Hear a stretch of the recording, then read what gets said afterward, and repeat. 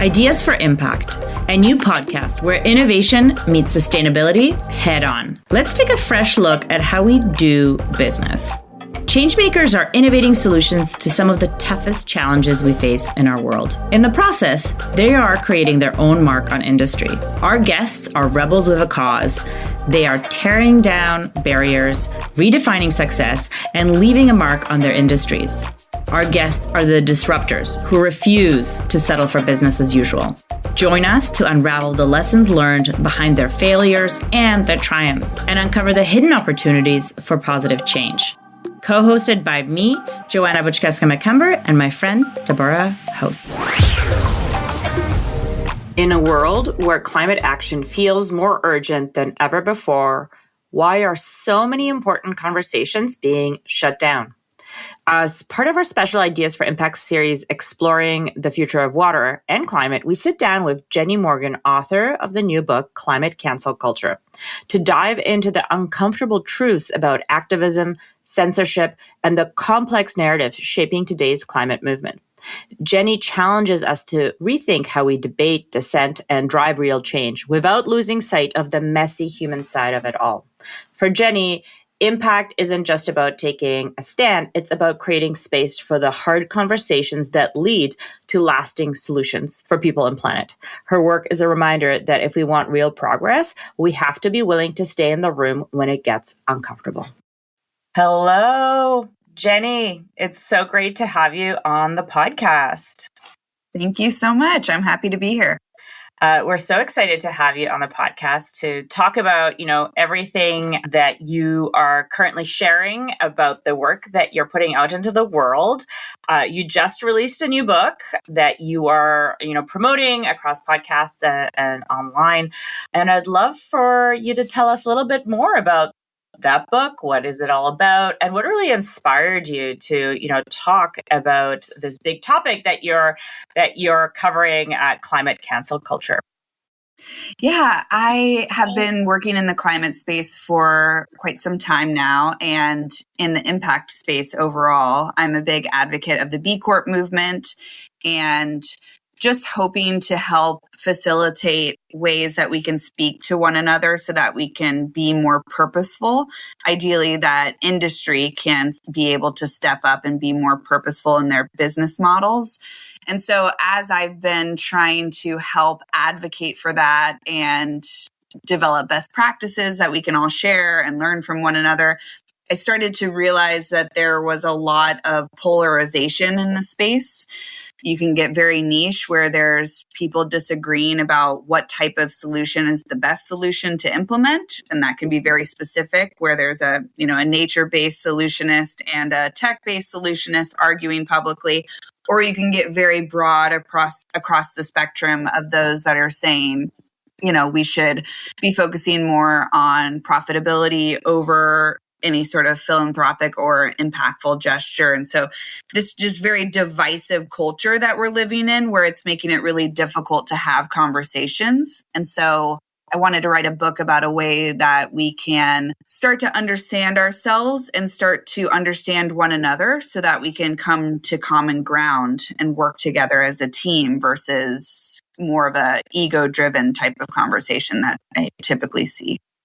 I mean, that's much needed in our world today. And so I'm super curious, what of your own experiences in sort of, I know, corporate culture and the work you did there, what really drove you into this direction that, you felt this was so important to make sure that we tackled this issue where communication and relationships around this are so important?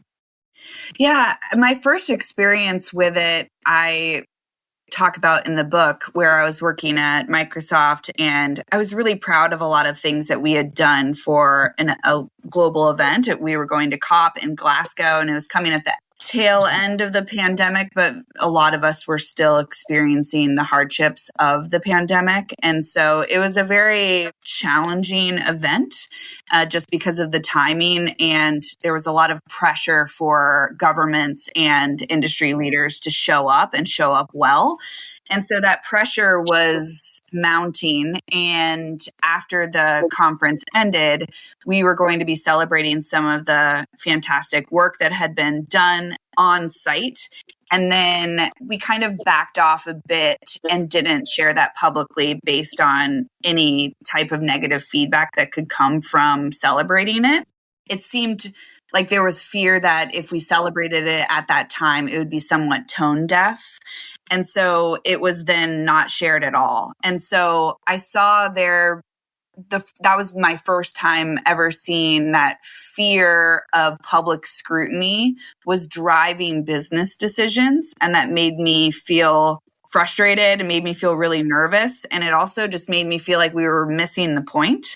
We're not trying to strive for perfection. We're trying to strive for progress. And so I felt those frustrations, but I didn't really have a name for it. And then as I became more and more inundated in the B Corp space, as well as the climate space, I just started to see this kind of pursuit of perfection and this demand being put on others, and then retreating and prioritizing ego or argument over action and progress. And so that concerns me. I think we need to be celebrating every step forward. Yeah, I think there's I know you talk about this, and this is also something that I've written about. It's, this trend we're seeing now of like green hushing, essentially, and impact hushing, whatever. It sort of applies to a lot of different themes in this space. And it's this like pullback on like, well, we're going to get criticized, so we're just not going to do it, even though we might be doing work in the background on impact or sustainability goals. And it's, I think in this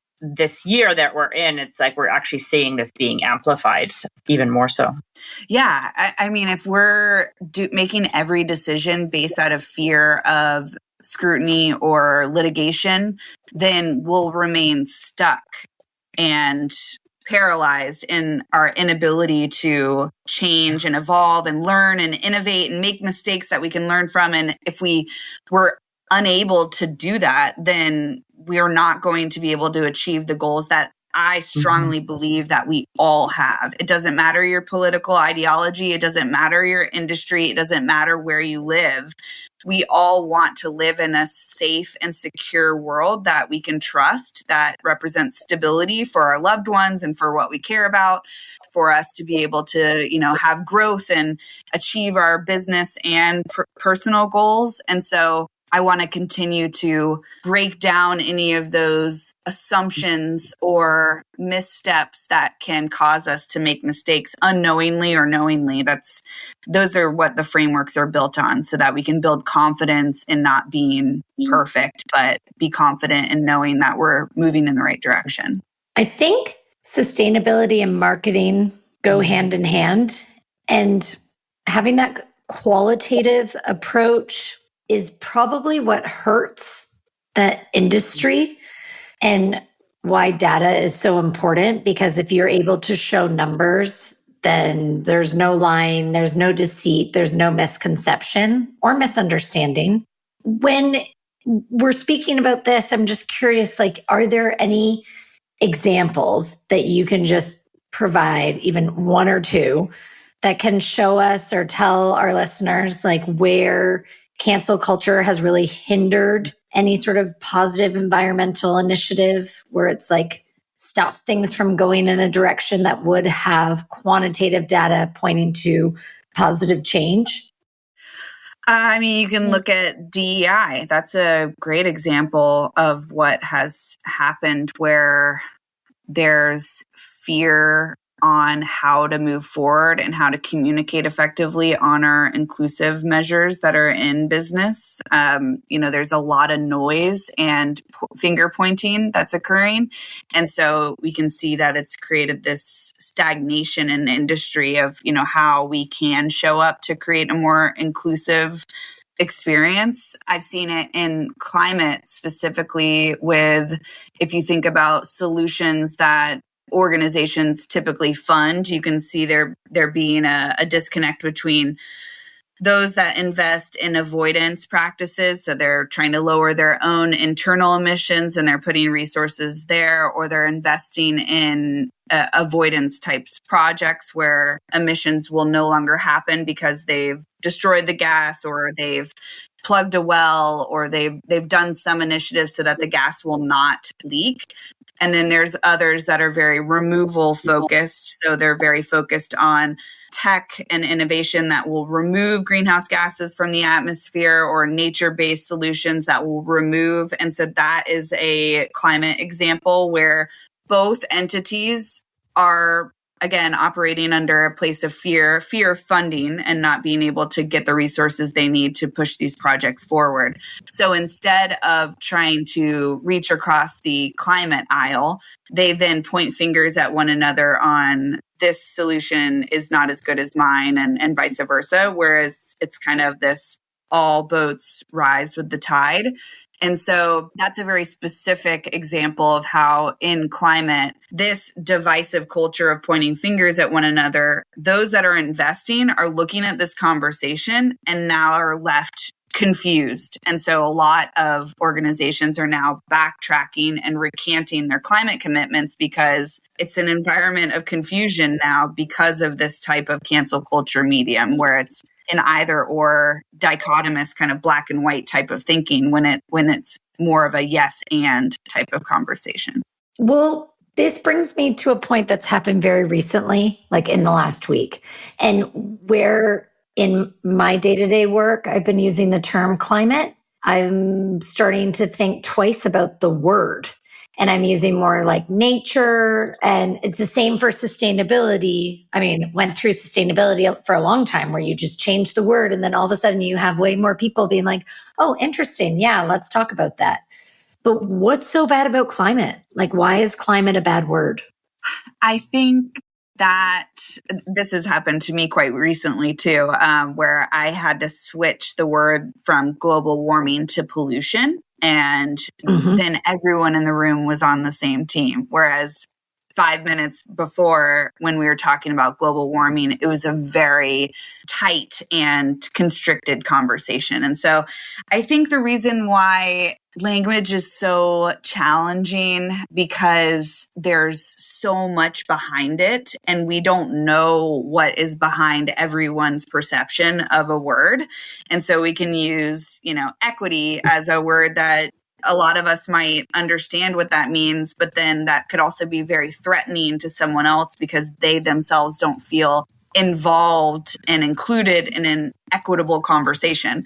And so there's all of this baggage that comes behind language. So I think with climate specifically, a lot of people think about climate as restriction, sacrifice, threat, danger. It's a lot of fear. And with that, we don't like to be in a place where we don't have control and we don't know the end result and the outcome, especially if that means that that's going to limit our ability to grow from a profit standpoint or just be able to experience life in the way that we've imagined it. And so I think the pressure of the word climate can be very threatening to some because that means, regulation, rules, boundaries, sacrifice. So I think it's really important. I use climate because I work in the space, and I definitely out myself when I use the word climate because it's clear that I'm a professional in the space. Yeah.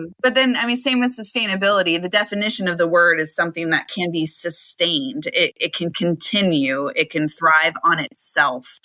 And sustainability now means so many different things. But if we can go back to the basics and also open up the conversation so that we can understand what language patterns respond to other people, if we can take the time to say a word and explain what that word then means to me, and then the other person can say, oh, wow, the word means this to me. And then you can understand what the goals are, what the previous perception of language is, and then start speaking the same language. I think it's really important to be able to create that space.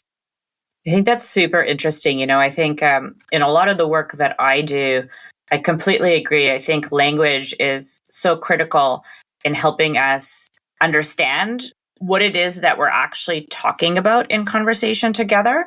And, in my work in impact, ESG, a word that is, an acronym that is extremely loaded, and people put perceptions and understanding into that acronym. And most people don't actually understand what it is, right? It's just a framework that you can use in business, that's being utilized.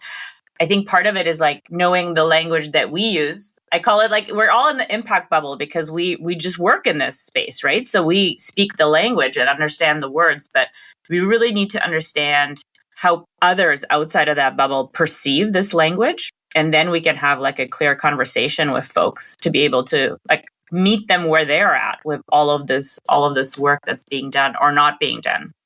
So super interesting. So let's talk about one of the areas that we're, super interested in, especially this season, is like water and ocean.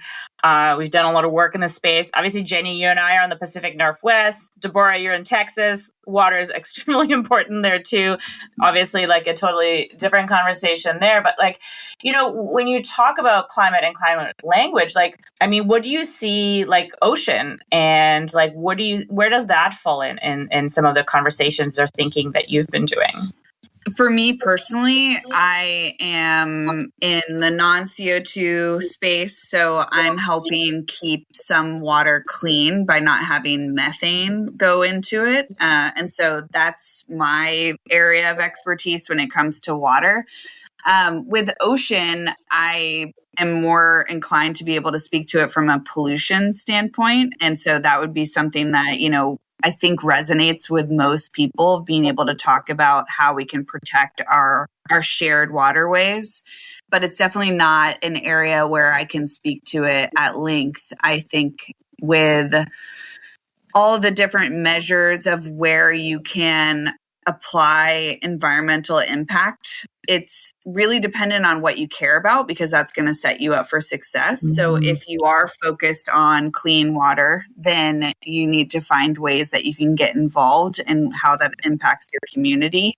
But for me personally, I'm more familiar with how to protect groundwater that is getting polluted through leaks of methane based on old oil and gas wells and things.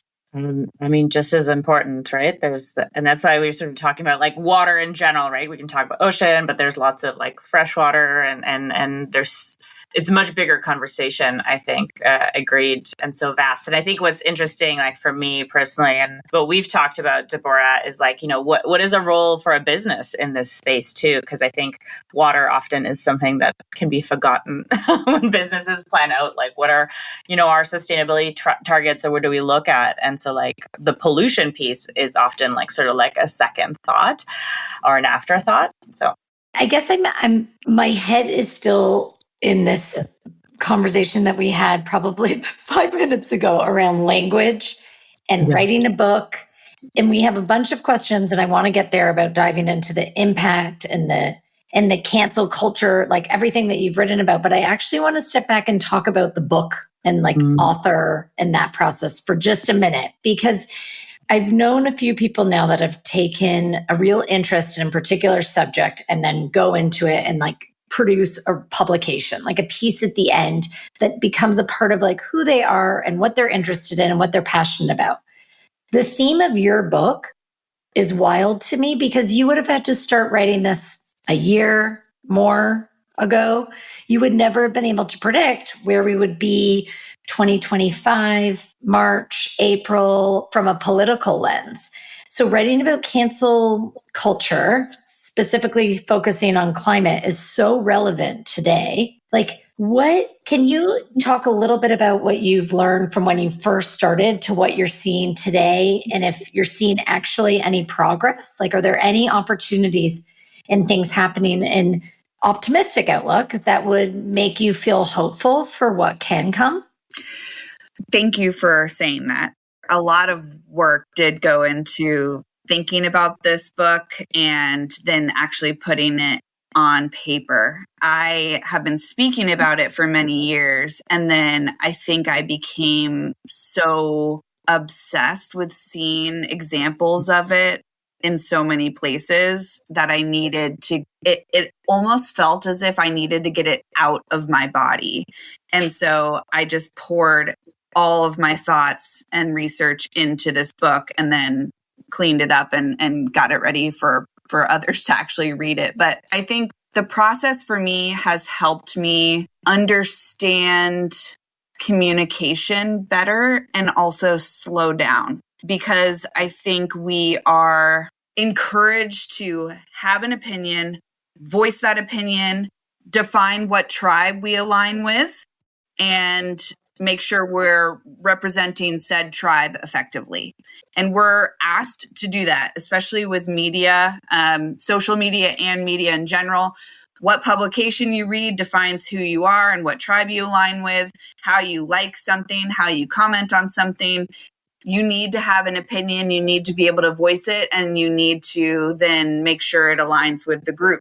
And that's not real life. We all have opinions that vary based on our daily life, what just happened to me this morning versus what's going to happen to me this afternoon. It can be a very deep value-driven opinion, or it can be, I didn't have time to read up on that current debate, so I do not have an opinion. And I think that we've felt a bit limited as a society to be able to take that time and take that space and also decide when we're going to engage and when we're not going to engage. And so for me, I think that we're very social creatures, but that doesn't mean that we were built with the skills to be social. And so if we take the time to really understand that everyone has their own goals and experiences, that they're coming to a room and they're coming with all of this behind them, and then we're just meeting them for the first time. If we can come to those conversations and those relationships with empathy of understanding that we're very complicated and, come with a lot of different combinations of things, that then will allow us to move forward. And so I do have faith in our ability to be intentional in the way we communicate. And I think it's a topic of conversation that's being said a lot. And it's just giving people the tools to be able to figure that out and really explore it in a way that's safe. And so I do feel optimistic about our ability to speak with one another. And I think it'll just take intentionality every day to be able to show up with a more empathetic attitude to our conversations.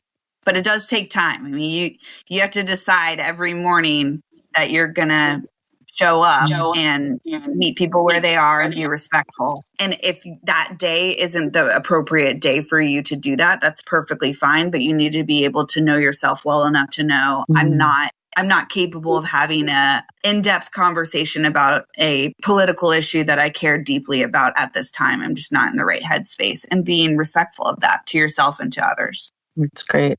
I mean, and you talk about empathy, you were just, what do you think, like, what is the role of empathy, and how do we need to be really embracing it in this in these conversations, or in our, whether it's just with peers or family members, or within the corporate setting, or even sort of like an ecosystem setting? I think the most basic thing to say about that is coming to every conversation with curiosity. And so not writing the story before you've heard it, that you come with questions that are true questions, that they're not boomerang questions where it's just a fake question where you're just waiting to share your own opinion. Mm-hmm. You're truly curious about what the other person's perspective is. And then that way, that gives you clarity to have a open and collaborative conversation. In the book, I talk about a individual that represents a corporation that is known for polluting heavily. And they reached out to me to talk about various sustainability efforts that they were looking to implement. And it felt like a very defensive conversation. A lot of eye rolling, and just there was a big wall that was put up right from the start. And I found it to be somewhat confusing, because why reach out in the first place if that was the feeling that it was going to give you? But then when I started to just probe and ask questions and gave them space to speak, I then discovered that they felt under an enormous amount of pressure to do something that they didn't really feel equipped to do. They also felt very confused on what path made the most sense for them to represent their business effectively, but then to also lead the charge of them being a more sustainable entity. I then started to understand how they really loved outdoor sports and they liked to travel, and they have had their vacations disrupted by acts that have come from catastrophic weather events. And I would have never been able to discover those threads behind the wall if I hadn't have just given them that safe place to have a conversation.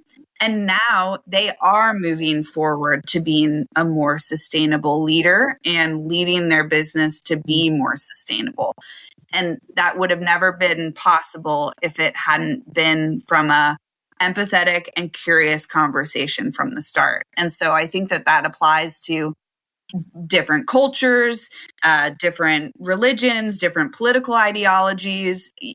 People are coming from a place and they've got something built behind it. They have all of these values and opinions. But if we make assumptions about what those are just based on the title or tribe that they've identified with, then we're missing so much more of the good stuff behind it. And so I really want to promote that ability to slow down, take time to explore yourself and take time to explore others so that you can actually find out, wow, we all really want to live in a positive, good world. We're just struggling on how that applies to me and what I'm looking for every day.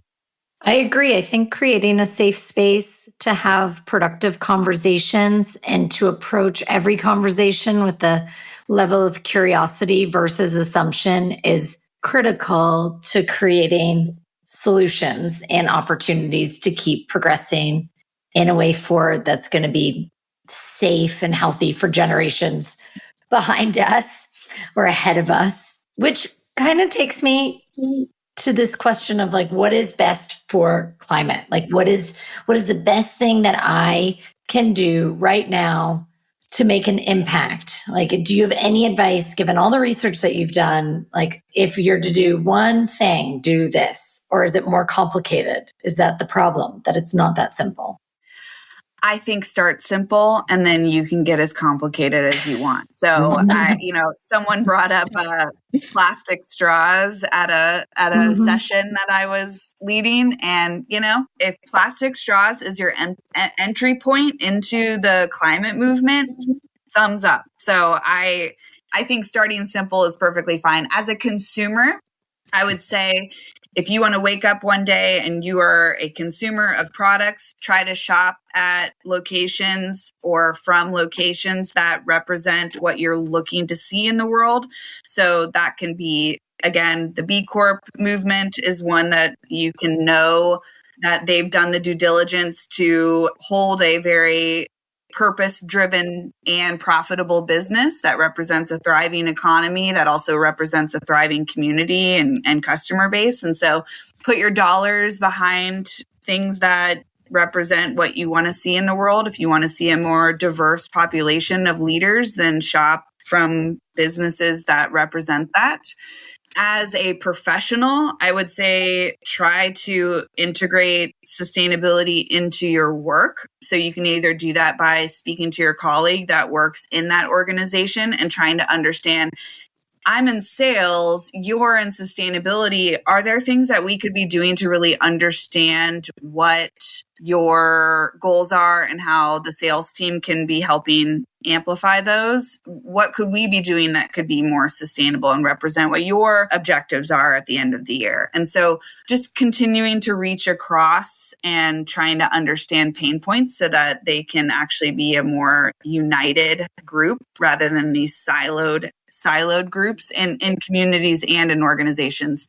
Climate and impact is often very siloed. And so trying to just understand that a bit more. And then, as a community member, try to understand some of the pressures that your community is under. Maybe you are near a water source that needs to be protected, or there are some challenges with waste management, or there's a a park or a public land that needs assistance right now. And so trying to understand what's impacting your community and getting a group together to clean up trash or, figure out what your local national park needs and things of that sort. There's so many resources out there. Most counties and communities have needs that they put in their publications or on their websites. Everyone is always looking for a helping hand. So go out and offer it. That is great, Jenny. So, that's some great piece of advice in terms of like all the various ways to just like get started on this path. And sort of like our last question, this has been an incredible discussion about, the work that you've done and the thinking around climate and cancel culture and just like having conversations that are meaningful at the end of the day. That's the most important part. And so like last question, but like, what are you looking forward to in 2025? I am looking forward to breaking down assumptions. I think that that's been a really valuable product of this experience thus far. And I'm looking forward to having more of those conversations. I've learned so much about people by just giving them time to express themselves. And I've just discovered that people are incredible. And a lot of people have a lot of incredible and valuable things to say if they have the space to say that. And life is fun and vibrant, and we can continue to grow that in a positive way if we are intentional about it. So I personally am excited to just continue to have conversations like these.